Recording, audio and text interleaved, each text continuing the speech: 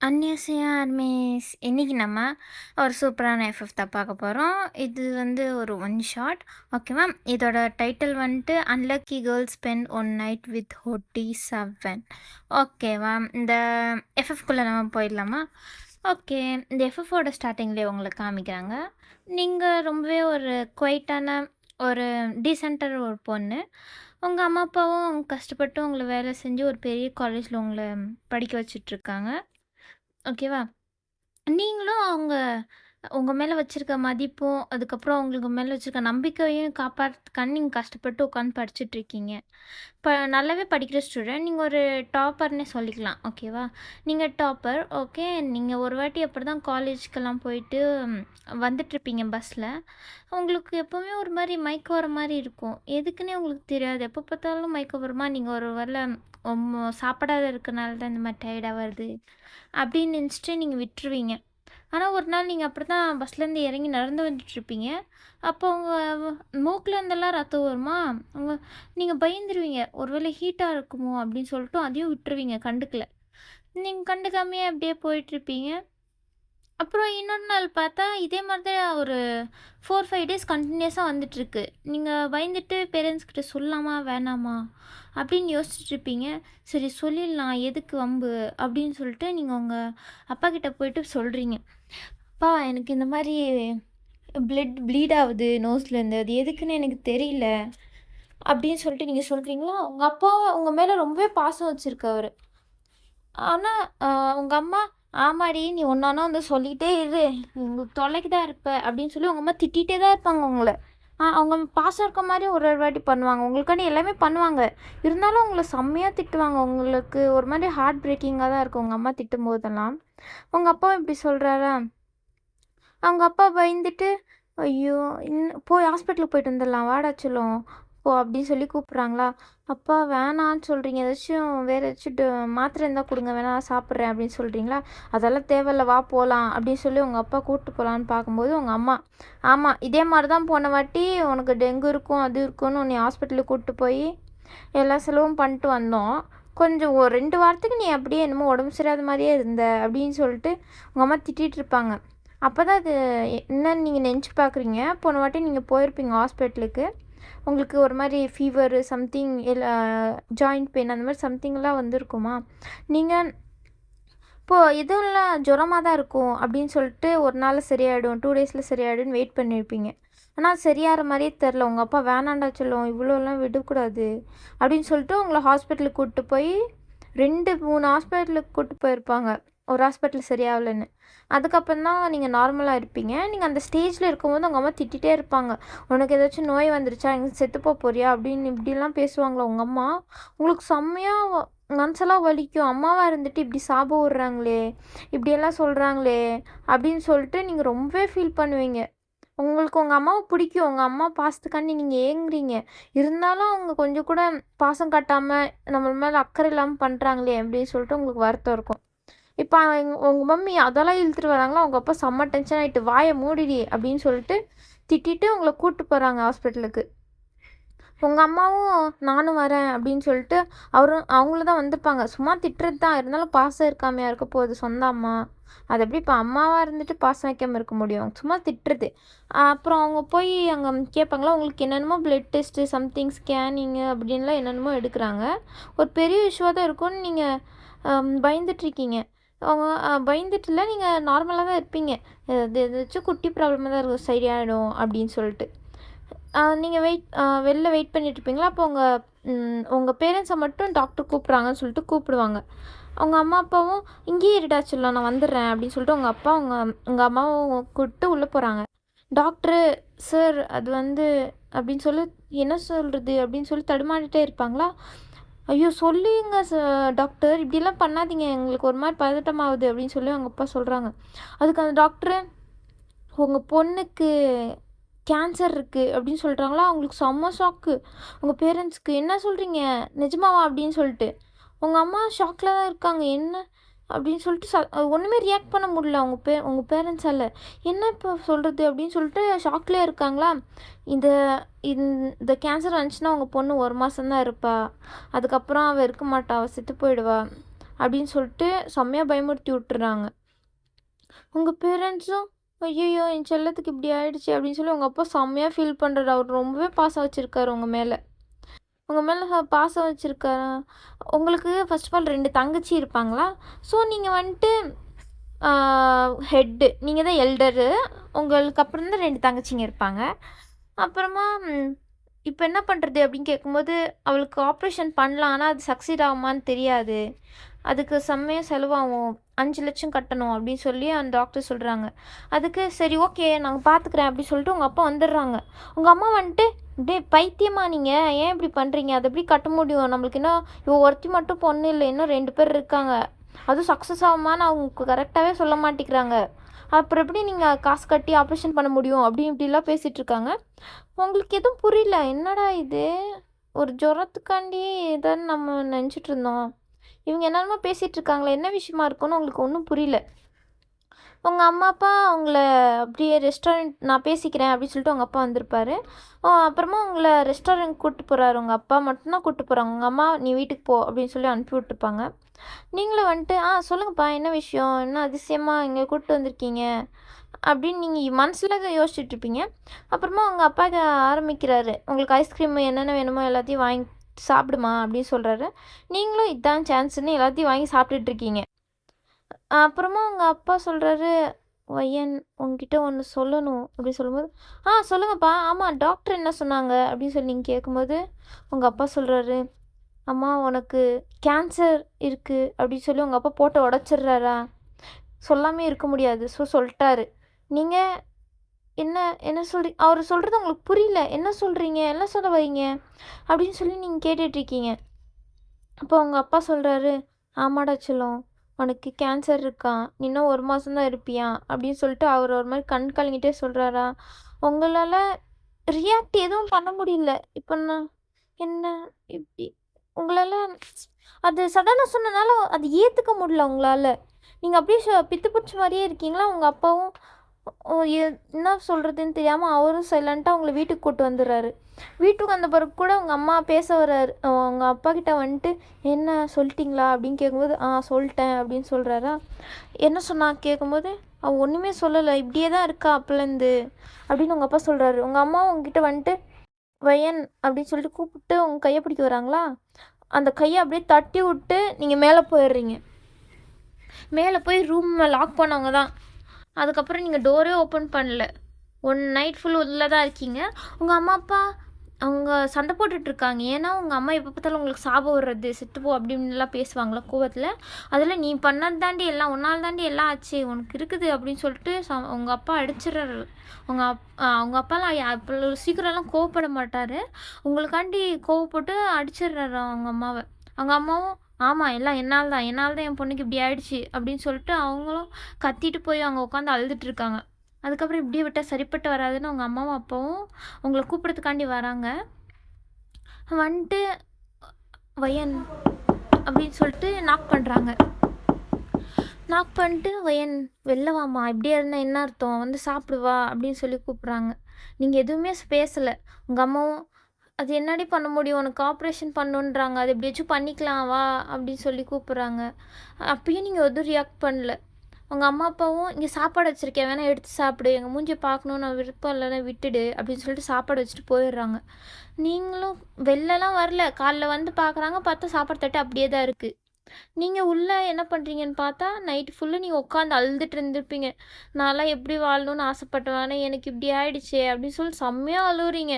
நான் சந்தோஷமாக வாழணும், பெரிய பொசிஷனுக்கெல்லாம் போகணும், நம்ம ஃபேமிலியை நம்ம மேனேஜ் பண்ணணும், நம்ம தங்கச்சிங்களெல்லாம் ஹாப்பியாக பார்த்துக்கணும் அப்படின்னு சொல்லி நீங்கள் ஒரு பெரிய ட்ரீமே வச்சுருப்பீங்க. இப்போ அதெல்லாம் நாசமாக போனோடனே உங்களுக்கு ஒரு மாதிரி செம்மையாக மனசெல்லாம் செம்மையாக வலிக்குது. ரத்த கண்ணீர் ஒன்று தான் வரல உங்கள் கண்ணிலேருந்து. அப்படி அழுவுறீங்க, செம்மையாக அழுவுறீங்க. ஏன் எனக்கு மட்டும் ஏன் இப்படி நடக்குது, எங்கள் மம்மி என்னன்னா எனக்கு சாப்பிட விடுறாங்க, அதை நினச்சே ஃபஸ்ட்டு நான் இவ்வளோ வருத்தமாக இருந்திருக்கேன். இருந்தாலும் இப்போ இது வேறு கொடுக்குறீங்க கடவுளே, உங்களுக்கு கொஞ்சம் கூட மனசே இல்லையா, என்னைய பார்த்தா உங்களுக்கு பாவமாக தெரியலையா, ஏன் இப்படி பண்ணுறீங்க அப்படின்னு சொல்லிட்டு நீங்கள் செம்மையாக அழுவுறீங்க. உங்களுக்கு எப்படி இதை ஏற்றுக்கிறதுனே உங்களுக்கு தெரியல. நெக்ஸ்ட் டே மார்னிங் உங்கள் அம்மா வந்து பார்த்துருப்பாங்களா? அந்த பிளேட் அப்படியே இருந்திருக்கிறத பார்த்தோன்னே உங்கள் அம்மா வாவையன் அப்படின்னு சொல்லிட்டு தட்டலான்னு போகிறாங்க. அப்போ நீங்களே ஓப்பன் பண்ணுறீங்க. உங்கள் கெட்டப்பை பார்த்தா ஃபுல்லு சேஞ்சு. நீங்கள் ஃபஸ்ட்டெல்லாம் ஹோம்லி லுக்கில் தான் இருப்பீங்க. இப்போ பார்த்தா ஒரு மாதிரி மாடர்னாக, ஒரு மாதிரி செக்ஸியாக அந்த ஷார்ட்ஸு அதில் மாதிரிலாம் நீங்கள் போடவே மாட்டீங்க. ஃபுல்லாக கவர் ஆகிற மாதிரி தான் நீங்கள் ட்ரெஸ் போடுவீங்க. இப்போ என்ன பார்த்தா நீக்கு மேலே வரையும் ட்ரெஸ் போட்டிருக்கீங்க. அப்புறமா ஸ்லீவ்லெஸ்ஸு டாப்பு, அதுவும் க்ராப் டாப்ஸு. உங்கள் ஹிப்ஸ் எல்லாம் அப்படியே ரிவீல் ஆகிற மாதிரியே நீங்கள் ட்ரெஸ் போட்டிருக்கீங்க. உங்கள் அம்மா பார்த்துட்டு என்னடி என்னடி இது அப்படின்னு சொல்லும்போது, ஹலோ நிறுத்துறீங்களா அப்படின்னு சொல்லிட்டு வெளில வரீங்க கீழே. உங்கள் ஃபேமிலியே பார்த்து ஷாக்கு. என்னடா இவளுக்கு கேன்சர்னாங்க, நைட்டெல்லாம் ஃபுல்லாக உட்காந்து அழுதுட்டு இருந்தா, இப்போ என்னென்னா இப்படி வந்திருக்கா அப்படின்னு சொல்லிட்டு உங்கள் ஃபேமிலியே உங்களை தான் வியர்டாக பார்க்குறாங்க. நீங்கள் போய் அங்கே டைனிங் டேபிள் உட்காந்துட்டு ஹலோ சாப்பாடு இருக்கா இல்லையா அப்படின்னு சொல்லி கேட்குறீங்க. அப்போ அவங்க அம்மாவும் சாப்பாடு எடுத்துன்னு வச்சுட்டு உங்கள் அப்பா கிட்ட போயிட்டு என்னங்க என்னங்க இவ இப்படி இருந்து வந்திருக்கா, என்னாச்சு அப்படின்னு சொல்லி உங்கள் அம்மாவும் உங்கள் அப்பாவும் குசு குசுன்னு பேசுகிறாங்க. அதுக்கு நீங்களே ஸ்டார்ட் பண்ணுறீங்க, போதும் நீங்களாம் ஒன்றும் யோசிக்க தேவையில்ல, நானே சொல்கிறேன் அப்படின்னு சொல்லிட்டு அவங்க அம்மா அப்பா வந்து முன்னாடி உட்காடுறாங்களா. இங்கே பாருங்கள், எனக்கு கேன்சர் இருக்குதுன்னு அதுக்காண்டியெல்லாம் நான் இன்னும் 1 மாதம்தான், அதை நான் ரொம்ப ஹாப்பியாக என்ஜாய் பண்ணணும், நான் வாழாத வாழ்க்கையெல்லாம் நான் வாழணும் அப்படின்னு சொல்லிட்டு நீங்கள் சொல்கிறீங்க. அதுக்கு நீ என்ன கோலத்தில் வந்திருக்க அப்படின்னு கேட்கும்போது, எது ஏன் இஷ்டம், இன்னும் 1 மாதம் நான் என் லைஃப் ஸ்டைலில் தான் வாழணும்னு ஆசைப்பட்றேன், உங்கள் பேச்செல்லாம் கேட்டுட்டெல்லாம் வாழ முடியாது புரியுதா அப்படின்னு சொல்கிறீங்க. அப்புறமா சாப்பிட்டுட்டு அதுக்கு அப்புறமா நீங்கள் கை கழுவிட்டு அப்படியே எழுந்திரிச்சு போகிறீங்க. கேட் ஓப்பன் பண்ணலான்னு போகும்போது தான் நீங்கள் மறுபடியும் வீட்டுக்குள்ளே போகிறீங்க. உங்கள் அம்மா அப்பாலாம் அங்கே நின்று பார்த்துட்டு இருப்பாங்க. என்னடா மறுபடியும் வரான்னு பார்த்தா நீங்கள் அங்கே போகல, உங்கள் வீட்டுக்கு பக்கத்தில் கேரேஜ் இருக்கும், உங்களோடது தான். அதுக்குள்ளே போயிட்டு நீங்கள் ஒரு பைக்கு, பிளாக் கலர் பைக்கு, அதை ஓட்டிகிட்டு வந்து உங்கள் மம்மி டேடி முன்னாடி எப்படி மாசாக நிறுத்துறீங்களா. உங்கள் மம்மி டேடி பார்த்துட்டு மிரண்டுறாங்க, என்னடா இது அப்படின்னு சொல்லிட்டு. அந்த பைக்கை எடுத்துகிட்டு அப்படியே நீங்கள் போகிறீங்க, காலேஜுக்கு போய் நிப்பாட்டிடுறீங்க. உங்கள் ஃப்ரெண்ட்ஸ்லாம் பார்த்துட்டு என்னடி இது மாறி வந்திருக்க, இப்படிலாம் நீ எல்லாம் ட்ரெஸ்ஸே போட மாட்டியே அப்படின்னு சொல்லிட்டு உங்கள் ஃப்ரெண்ட்ஸ் எல்லாம் ஷாக்கு. அதுக்கு நீங்கள் அதெல்லாம் ஒன்றும் இல்லை, இன்றைக்கி தோணுச்சு அதனால நான் பண்ணேன், இனிமேல் இந்த மாதிரி தான் அப்படின்னு சொல்லிட்டு நீங்கள் போகிறீங்க. அங்கே இருக்க பாய்ஸ் எல்லாம் பார்த்து இப்பா என்னம்மா பொண்ணு இருக்கா அப்படின்னு சொல்லிட்டு பார்த்து வேந்து போயிடுறாங்க. நீங்கள் ஃபஸ்ட்டெல்லாம் ரொம்ப ஹோம்லியாக ஒரு மாதிரி யார்கிட்டையும் பேசாமல் ஒரு மாதிரி சைலண்ட்டாக தான் இருப்பீங்க. அங்கே இருக்க பாய்ஸ் எல்லாம் என்னடா இது இத்தனை நாளாக அப்படி இருந்தால் இப்போ பார்த்தா அப்படியே டோட்டல் சேஞ்சாக மாறிட்டா, செம்ம அழகாக இருக்காடா, இவளை எப்படியாச்சும் மடக்கிடணும் அப்படின்னு சொல்லிட்டு எல்லா பாய்ஸும் அங்கே பிளான் போட்டுட்ருக்காங்க. நீங்கள் அதெல்லாம் பேசினா பேசிக்கோங்கடா எனக்கு என்ன அப்படின்ற மாதிரி நீங்கள் உள்ளே வந்துடுறீங்க. கிளாஸ் வந்து ஸ்டார்ட் ஆகுது. கிளாஸுங்கெல்லாம் ஃபுல்லு அட்டன் பண்ணிட்டு அப்போ தான் அங்கே காமிக்கிறாங்க. இப்போ தான் OT7 இன்ட்ரடக்ஷனே வருது. OT7 யாருன்னா அவங்களும் உங்கள் கிளாஸ்மேட்ஸ் தான், ஓகேவா. அவங்கெல்லாம் JK மட்டும்தான் அவங்களோட கிளாஸு, மற்றவங்களாம் சீனியர்ஸு. அவங்களுக்கும் உங்கள் மேலே க்ரஷ் இருக்கும். நீங்கள் ஹோம்லியாக இருக்கும் போதே உங்கள் மேலே க்ரஷ் இருக்கும், உங்கள் கேரக்டர்லாம் பிடிச்சி. JK தான் டைரெக்டாக சைட் அடிப்பார். சீனியர்ஸ் எல்லாம் சைட் அடிக்கிறதுக்கு வாய்ப்பு இல்லைன்னு சும்மா வந்து டீச்சர்ஸ் இருக்கும் போதே வந்து சும்மா உங்களை சைட் அடிச்சுட்டு தான் போவாங்க. மற்றவங்கள ரேக்கிங் பண்ணுற மாதிரி உங்களை சைட் அடிச்சுட்டு போவாங்க. அவங்கள எப்போ நீங்கள் ஃபஸ்ட் டைம் பார்த்துருப்பீங்கன்னா, நீங்கள் ஃபஸ்ட் இயர் வந்திருப்பீங்க. வந்துட்டு அங்கே ஒரு கேன்டீனில் உட்காந்துட்டு இருப்பீங்களா, காலேஜ் பற்றி இதெல்லாம் பற்றி பேசிட்டு ஃப்ரெண்ட்ஸ் பண்ணிகிட்டு இருப்பீங்க. அப்போ தான் இந்த OT7 லைனாக என்ட்ரு ஆவாங்க அந்த கேன்டீனுக்குள்ளே. கேர்ள்ஸ்லாம் ஃபுல்லு கும்பலாக உட்காந்து அவங்களாம் தான் சைட் அடிச்சுட்டு இருப்பாங்க. கேர்ள்ஸ் எல்லாம் செம்ம ஃபேன் இந்த OT7க்கு. அவங்கெல்லாம் போய் பேசலாம் அப்படின்னு சொல்லிட்டு கேர்ள்ஸ்லாம் அங்கே ஃபுல்லு கும்பலாக நின்றுருப்பாங்களா. ஆனால் OT7 அவங்களெலாம் கண்டுக்கவே மாட்டாங்க. அவங்க பாட்டில் லைனாக ஒருத்தவங்களாம் என்ட்ரி ஆகிட்ருப்பாங்க. நீங்களும் பார்ப்பீங்க அவங்க ஃப்ரெண்டுக்கிட்ட, யாருடி இவங்க யாருன்னு உனக்கு தெரியுமா அப்படின்னு சொல்லி கேட்கும்போது உங்கள் ஃப்ரெண்டு சொல்கிறா, இவங்க யாருன்னு உனக்கு தெரியாதா, இந்த காலேஜில் சேர்றதுக்கே இவங்க தாண்டி காரணம், இவங்களுக்காண்டி தான் நான் சேர்ந்தேனே, இவங்களை எப்படியாச்சும் யாராச்சும் ஒருத்தங்கள நான் என் பாய் ஃப்ரெண்ட் ஆக்கிக்கணும் அப்படின்னு சொல்லி உங்கள் ஃப்ரெண்டு சொல்கிறா. ஏன் அப்படி கேட்கும்போது தான் உங்கள் ஃப்ரெண்ட் சொல்கிறா, பார்த்தா தெரில அவங்களாம் எவ்வளோ ஹேண்ட்ஸமாக அழகாக இருக்காங்க, உனக்கு தெரியலையா அப்படின்னு சொல்லி உங்கள் ஃப்ரெண்டு கேட்கும்போது, ஹேண்ட்ஸமாக தான் இருக்காங்க அதுக்குன்னு அப்படின்னு சொல்லிட்டு நீங்கள் பார்க்குறீங்க. நீங்களும் ஓகே அழகாக தான் இருக்காங்க அப்படின்னு சொல்லிட்டு நீங்களும் விட்டுறீங்க. இப்போ OT7 உங்களுக்கு எப்படி தெரியும் அப்படின்னு பார்த்தோமா. இப்போ வாங்க நம்ம ப்ரெசண்ட்டுக்கு போயிடலாம். இப்போ நீங்கள் இப்படி மாறி வந்தோடனே JKக்கும் என்னடா மாறிட்டா அப்படின்னு சொல்லி அவருக்கும் ஷாக்கு. அவரு அப்புறம் சீனியர்ஸ் அந்த OT7 ஃபுல்லு ஃப்ரெண்ட்ஸா. அவங்க அப்புறமா அங்கே வராங்க. அப்போ ஜேகே போயிட்டு, டேய் வயன் வயன் பாத்தியா அப்படின்னு சொல்லி கேட்குறாரா. என்னடா வயனுக்கு என்னடா அப்படின்னு சொல்லி எல்லாரும் கேட்குறாங்க. அப்போ ஜேகே சொல்கிறாரு, வயன் டோட்டலாக மாறிட்டாரா, அவள் அப்படியே மாறி ஒரு மாதிரி டிஃப்ரெண்ட் லுக்கில் வந்திருக்காடா அப்படின்னு சொல்லி ஜேகே சொல்கிறாரு. என்னடா சொல்கிற அப்படின்னு சொல்லிட்டு எல்லாரும் அங்கே பார்க்குறாங்களா லயனா. உங்களை பார்த்தோன்னே என்னடா செம்ம ஹாட்டாக்குறா இப்படி அப்படின்னு சொல்லிட்டு எல்லாரும் மறுபடியும் இன்னும் ஃபெல் ஆகிட்டாங்க அவங்க மேலே. அப்புறம் நீங்கள் அவங்க பக்கம் தான் போகிறீங்களா, அங்கே நின்றுட்டு இருந்தாங்க. அது OT7 டீ அவன் நம்ம பக்கம் தான்டா வரா அப்படின்னு சொல்லிட்டு எல்லோரும் ரெடியாக அங்கே நின்றுட்டுருப்பாங்க, நம்மக்கிட்ட தான் பேச வராளோன்னு. பார்த்தா நீங்கள் அதெல்லாம் ஒன்றும் பேச வரல, அவங்கள அப்படியே கொஞ்சம் தள்ளி போகிறீங்களா அப்படின்னு சொல்லிட்டு நீங்கள் போகிறீங்க. ஸ்டார்டிங்கெல்லாம் பார்த்தா அவங்ககிட்ட பேசவே மாட்டீங்க, அவங்க பேச வந்து கூட ஓ அப்படியே சீனியர் ஓகே அப்படின்னு சொல்லிட்டு ஒரு பம்மிட்டே தான் பேசுவீங்க. இப்போ என்னன்னா இவ்வளோ மாசாக கெத்தாக பேசினோடனே ஒரு செம்மையாக இம்ப்ரெஸ் ஆகிடுறாங்க OT7. எப்படியாச்சும் இவ்வளோ நம்ம கேர்ள் ஃப்ரெண்ட் ஆக்கிக்கணும் அப்படின்னு சொல்லிட்டு அவங்கவுங்க மனசில் நினச்சிட்ருக்காங்க ஒருத்தங்களும் ஒன்றா. நீங்களும் போயிட்டு உங்கள் ஃப்ரெண்ட்ஸுங்க கூடலாம் கெத்தாக சுற்றிட்டுருக்கீங்க. உங்கள் ஃப்ரெண்ட்ஸு பார்த்து இம்ப்ரெஸ், என்னடி இப்படி மாறிட்டுருக்க அப்படின்னு சொல்லிட்டு அவங்களாம் இம்ப்ரெஸ் ஆகிட்டு, என்னடா இவ ஒரே நாளில் இப்படி மாறிட்டா அப்படின்னு சொல்லிட்டு எல்லாம் பார்த்துட்ருக்காங்க. டீச்சர்ஸும் அவ்வளோதான். டீச்சர்ஸ் கிட்டலாம் நீங்கள் அவங்க ஏதாச்சும் திட்டினா கூட நீங்கள் வாங்கிட்டு சைலண்ட்டாக இருப்பீங்க. இப்போ ஒரு டீச்சர் அப்படி தான் உங்களுக்கு வேலை வாங்கிட்டு இருப்பாங்களா, அதெல்லாம் பண்ண முடியாது, வேணா நீங்களே பண்ணிக்கோங்க அப்படின்னு சொல்லிட்டு நீங்கள் வந்துடுறீங்க. என்னடா இவ நான் சொல்கிறதெல்லாம் பண்ணுறவங்க இப்போ என்னென்னா இப்போ பண்ண மாட்றா அப்படின்னு சொல்லிட்டு டீச்சர்ஸும் அவங்க ஷாக்கு. அப்புறமா நீங்கள் சரின்ட்டு வீட்டுக்கு போகலான்னு பைக் எடுக்க வரீங்களா, அப்போ தான் உங்கள் ஃப்ரெண்ட்ஸ் பாப்பா, என்னடா என்னடி பைக்கில் வந்திருக்க அப்படின்னு சொல்லிட்டு. பைக்கில் தான் வந்திருக்கேன், என்ன அப்போ அதுக்கு அப்படின்னு கேட்குறாளா. அதுக்கு நீ உங்கள் ஃப்ரெண்டு சொல்கிறா, நீ பைக்கெல்லாம் வேறு ஓட்டுவியா, நீ பஸ்ஸில் தானே வருவ, உங்கள் அம்மா அப்பா காசை செலவு பண்ணாமல் சேவ் பண்ணணுன்னு அப்படின்னு சொல்லி கேட்குறாளா. அதெல்லாம் அப்போது இப்போ கிடையாது அப்படின்னு சொல்லிட்டு நீங்கள் பைக் எடுத்துகிட்டு போய் உங்கள் ஃப்ரெண்டை ட்ராப் பண்ணிட்டு போகிறீங்க.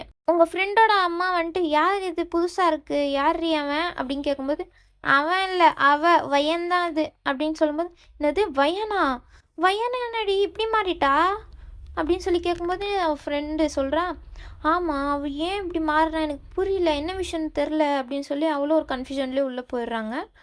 அதுக்கப்புறம் உங்களை பார்த்தா நீங்கள் வீட்டுக்கு வரல, அப்படியே ஊர் சுற்றிட்டுருக்கீங்க. நீங்கள்லாம் எங்கேயும் போயிருக்க மாட்டீங்க, ஒன்லி வீடு விட்டால் ஸ்கூல் விட்டால் வீடு, அதுக்கப்புறம் காலேஜு அப்படின்னு சொல்லிட்டு தான் போயிட்டுருக்கோம்.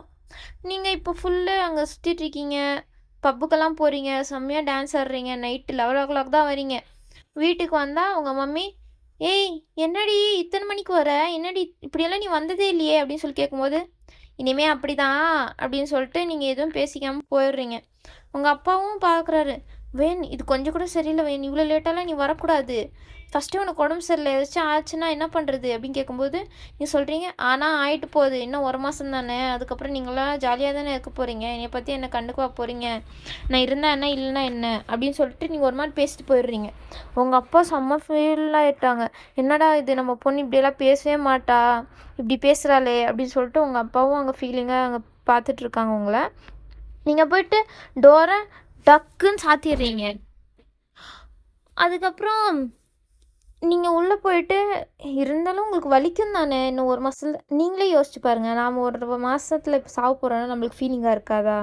அதே மாதிரி தான் அங்கே உட்காந்து வயன்னு யோசிச்சுட்டுருக்கா, இந்த 1 மாதத்தை எப்படியாச்சும் நம்ம ஹாப்பியாக செலவு பண்ணணும், நம்ம இப்படியெல்லாம் இருக்கக்கூடாது, ஒரு பாய்ஸ்கிட்ட கூட நம்ம சரியாக பேசினதில்லை இது வரையும், நம்ம ஏன் இப்படி இருந்தோம் அப்படின்னு சொல்லிட்டு நீங்கள் ஃபீல் பண்ணிகிட்ருக்கீங்க. இனிமேலாம் இப்படி இருக்கக்கூடாது, நம்ம டோட்டலாக சேஞ்ச் ஆகிறோம், நம்மளுக்கு எது பண்ணலையோ அதெல்லாம் தான் இனிமேல் பண்ணணும் அப்படின்னு சொல்லிட்டு நீங்கள் யோசிச்சுட்டே இருக்கீங்க. நெக்ஸ்ட் டேவும் ஆகுது. அப்போ நெக்ஸ்ட் டே காலேஜில் அவங்க சொல்கிறாங்க, இந்த மாதிரி ட்ரிப் அரேஞ்ச் பண்ணியிருக்கோம், 1 வீக் ட்ரிப்பு, எல்லோரும் யார் யார் வரீங்களோ அவங்க பேர் கொடுங்க அப்படின்னு சொல்லும்போது, நம்பர் 1 பேராக நீங்கள் தான் கொடுக்குறீங்க, நான் வரேன் அப்படி சொல்லும்போது, இன்னும் ஏன் நீ வந்ததே இல்லையே இதுவரையும் எங்கேயும் ட்ரிப்புக்கு, என்ன வர அப்படின்னு சொல்லி கேட்குறாங்களா. அதெல்லாம் உங்களுக்கு எதுக்கு, நான் வரேன் அப்படின்னு சொல்லிட்டு நீங்கள் சொல்கிறீங்க. ஏன்னா நீங்கள் இப்போ 3rd இயரா, ஸோ ஃபஸ்ட் இயரும் செகண்ட் இயரும் நீங்கள் எங்கேயுமே போயிருக்க மாட்டீங்க, எவ்வளவோ ட்ரிப்பு ஃபெஸ்ட்டு அந்த மாதிரிலாம் நடந்திருக்கும், நீங்கள் அதெல்லாம் வரமாட்டேன் அப்படின்னு சொல்லிட்டு நீங்கள் போயிருக்க மாட்டீங்க. இந்த வாட்டி வர்றது பார்த்தோன்னே ஓகே, ஒருவேளை ஃபைனல் இயர்னால வந்திருப்பா இருக்கும் அப்படின்னு சொல்லிட்டு அவங்களும் எதுவும் டீச்சர்ஸ் எதுவும் நினச்சிக்காம ஓகே அப்படின்னு சொல்லிட்டு எல்லோரும் பேர் கொடுத்துட்றாங்க. நீங்கள் வீட்டுக்கு வந்துட்டு உங்கள் அப்பா கிட்ட போய் காசு கேட்குறீங்க. அப்பா எனக்கு கொஞ்சம் காசு வேணும், நான் ட்ரிப்புக்கு போகணும் அப்படின்னு சொல்லும்போது, ட்ரிப்பா அப்படின்னு சொல்லிட்டு உங்கள் அப்பா யோசிச்சுட்டு இருக்கும்போது உங்கள் அம்மா வந்துட்டு, ஏய் லூசா நீ, உனக்கு இப்படி இருக்கும்போது எப்படி 1 வீக்கு ட்ரிப்பு போகலாம் அப்படின்னு சொல்லி உங்கள் அம்மா என்ன காய்ச்சி போச்சுன்னு கத்திட்டு இருக்காங்க. ட்ரிப்பெல்லாம் வேணாம் அப்படி இப்படின்னு. இங்கே பாருங்க, நான் உங்ககிட்ட பேசல, நான் எங்கள் அப்பா கிட்ட பேசுகிறேன். ஸோ நீங்கள் கொஞ்சம் சைலண்டாக இருக்கீங்களா அப்படின்னு சொல்லிட்டு நீங்கள் சொல்லிட்டு உங்கள் அப்பா கிட்ட திரும்பிட்டு, டேடி இப்போ நீங்கள் எனக்கு காசு கொடுக்குறீங்களா இல்லையா அப்படின்னு கேட்கும்போது, இல்லைம்மா கொஞ்சம் நீ ட்ரிப்பு போகிறத அவாய்ட் பண்ணிக்கலாம்ல அப்படின்னு சொல்லி கேட்கும்போது, நான் ட்ரிப்பு போகிறேன், நீங்கள் காசை கொடுங்க அப்படின்னு சொல்லிட்டு காசு நீங்களே போய் அவங்க இப்போ டேடி கிட்டேருந்து வாங்கிட்டு போயிடுறீங்க.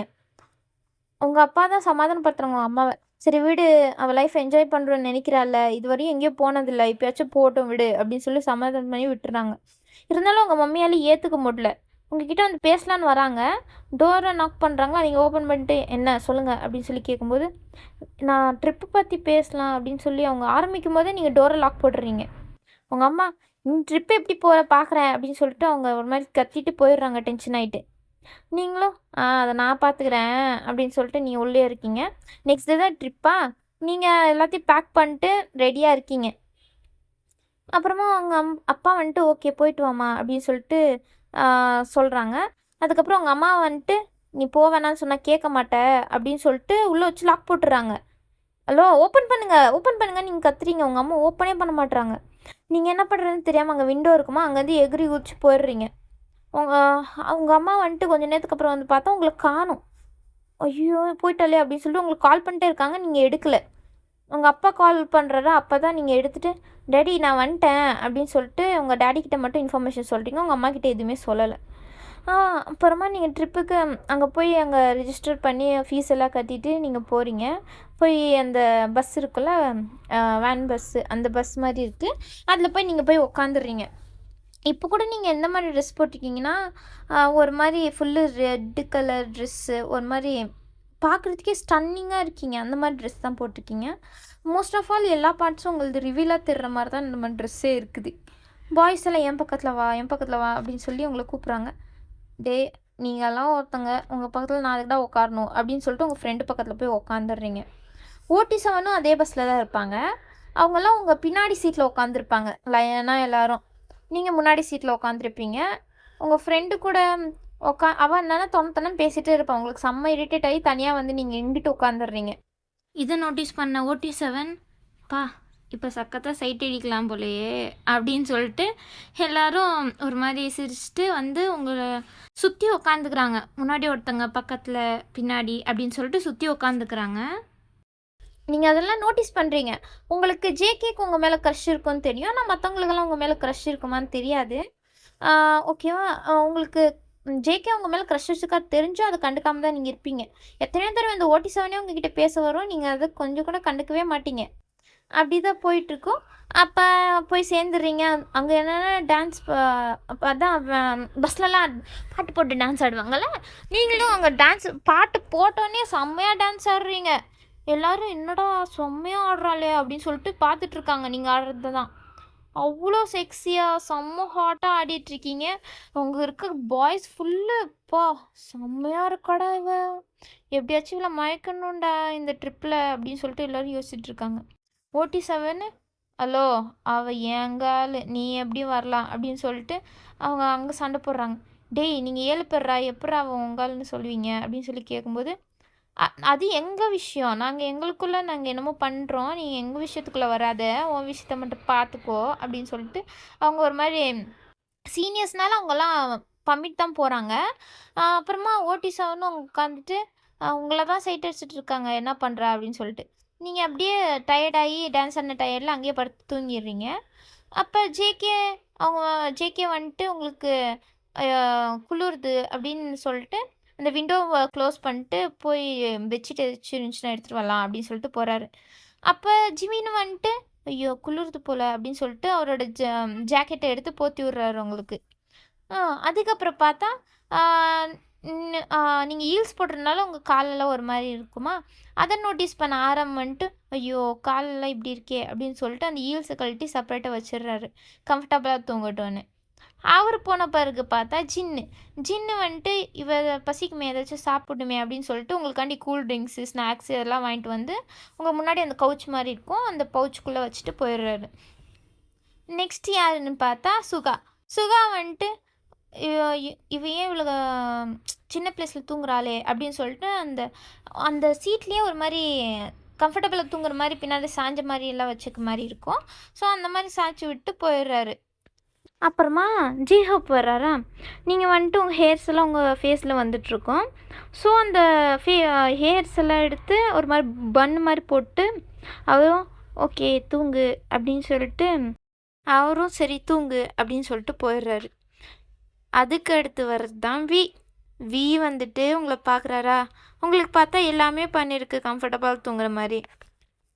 நான் இப்போ என்ன பண்ணுறது அப்படின்னு சொல்லிட்டு யோசிச்சுட்டு சரி ஓகே ஒரு குட் நைட் கிஸ் கொடுத்துக்கலாம், யாரும் அதெல்லாம் கொடுக்க மாட்டாங்க அப்படின்னு சொல்லிட்டு அவர் போய் சைலண்ட்டாக எல்லோரும் தூங்கிட்டு இருக்க கேப்பில் போய் உங்கள் ஃபோர் ஹெட்டில் ஒரு கிஸ் கொடுத்துட்டு அவர் போயிடுறாரு. அவர் போன பிறகு பார்த்தா நீங்களாம் தூங்கலை இவ்வளோ நேரமா, என்னடா இது லைனா ஒருத்தவங்க வந்துட்டு நம்மளுக்கு இதெல்லாம் பண்ணிட்டு போகிறாங்களே என்னடா விஷயம் அப்படின்னு சொல்லிட்டு புரியாமல் நீங்கள் யோசிச்சுட்ருக்கீங்க. சரி பார்த்துக்கலாம் அப்படின்னு சொல்லிட்டு நீங்கள் ஒரு மாஸ்டர் பிளான் போட்டு ஸ்மிக் பண்ணிட்டு தூங்கிடுறீங்க. அது என்ன மாஸ்டர் பிளான்னு நம்மளுக்கு தெரில இப்போ வரையும். ஓகேவா, அப்புறமா நீங்கள் அங்கே ஹோட்டலுக்கு போய் சேர்ந்துடுறீங்க. நெக்ஸ்ட் டே மார்னிங் தான் ஹோட்டலுக்கு போய் சேர்றீங்க. ஏன்னா அங்கே தங்கி தானே நீங்கள் எல்லாத்தையும் எக்ஸ்ப்ளோர் பண்ணணும் பிளேசஸ் எல்லாம். ஸோ நீங்கள் தங்கி அதில் பார்த்துக்கலாம் அப்படின்னு சொல்லிட்டு அங்கே ஹோட்டல் புக் பண்ணியிருப்பாங்க. ஃபுல்லு காலேஜ் ஸ்டூடெண்ட்ஸ் ஃபுல்லாக அங்கே தான் தங்கணும், டீச்சர்ஸும் அங்கே தான் இருப்பாங்க. எல்லாேருக்கும் ரெண்டு பேராக ஒரு ரூமில் தங்குங்க அப்படின்னு சொல்லியிருப்பாங்க. அப்போது ஒரு பொண்ணு லில்லின்னு அந்த பொண்ணு அவளுக்கு மட்டும் செப்பரேட் ரூம் கொடுத்துருப்பாங்க, ஏன்னா ஒருத்தி எக்ஸ்ட்ரா இருக்கான்னு. இங்கே போயிட்டு அந்த லில்லி கிட்ட எனக்கு இந்த ரூம் கொடு அப்படின்னு சொல்லி கேட்கும். அவள் ஒரு மாதிரி திமிரு பிடிச்ச பொண்ணா. ஸோ வந்துட்டு நான் எதுக்கிட்டே உனக்கு கொடுக்கணும் அப்படின்னு சொல்லி அவள் பேசுகிறாளா, எனக்கு இப்போ வேணும் அப்படின்னு சொல்லிட்டு அவள் மூக்குலேயே ஒரு குத்துறீங்க, ப்ளீட் ஆகுது பாவம். அவள் உனக்கு இருக்கிற இருடி அப்படின்னு சொல்லிட்டு ரொம்ப ஆடுற, கொஞ்ச நாளாக ரொம்ப தான் ஆடுற, பார்த்துக்கிறேன் அப்படின்னு சொல்லிட்டு அவள் போயிடுறா. ஃபர்ஸ்ட் ஆஃப் ஆல் இந்த ஓல்ட் காலேஜுக்கே அவங்க மேலே ஒரு காண்டு தான் இருக்குது கேர்ள்ஸுக்கு.